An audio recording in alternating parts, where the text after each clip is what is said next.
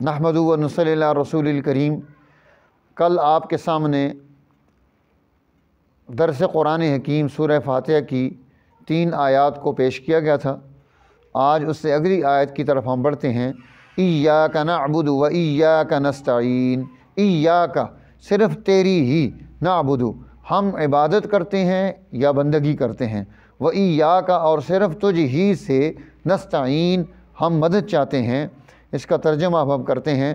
ایاک نعبد و ایاک نستعین، تیری ہی ہم بندگی کرتے ہیں اور تجھ ہی سے مدد چاہتے ہیں، کہ اللہ تعالیٰ کے سوا نہ تو کسی کی بندگی کرنے کی اجازت ہے اور نہ ہی کوئی اس کے سوا مدد کو پہنچ سکتا ہے۔ تو جب ہم بندگی اس کی کریں گے، مدد اس سے حاصل کریں گے، تو ہم دنیا میں کامیاب ہوں گے، اور اگر نہیں کریں گے تو ہم کامیابی نہیں حاصل کر سکتے۔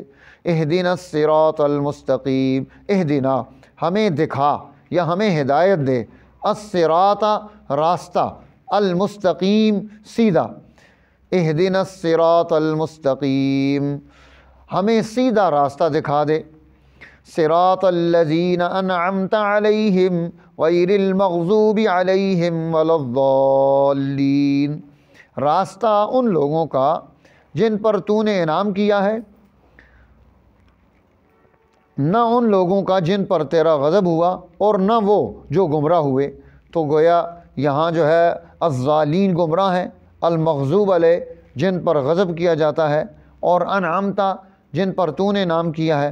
تو انعام یافتہ لوگوں کے راستے پر چلنے کی ہمیں رہنمائی دی گئی ہے، اور وہ انعام یافتہ جماعتیں 4 ہیں۔ قرآن حکیم نے خود ان کو پیش کیا ہے۔ نبی، النبیین انبیاء کی جماعت، صدیقین سچی لوگوں کی صدیقین کی جماعت، اور شہداء جنہوں نے اس دین کو دنیا میں غالب کرنے کے لیے اپنی جانیں قربان کی، الصالحین جو صالحیت میں، نیکی میں جو ہے نا سب سے آگے بڑھنے والے تھے، وحسن اولئک رفیقا، اور جو ان خیر اور خوبی کے راستے میں ان کے پیچھے چلے گا وہ کامیاب ہوگا۔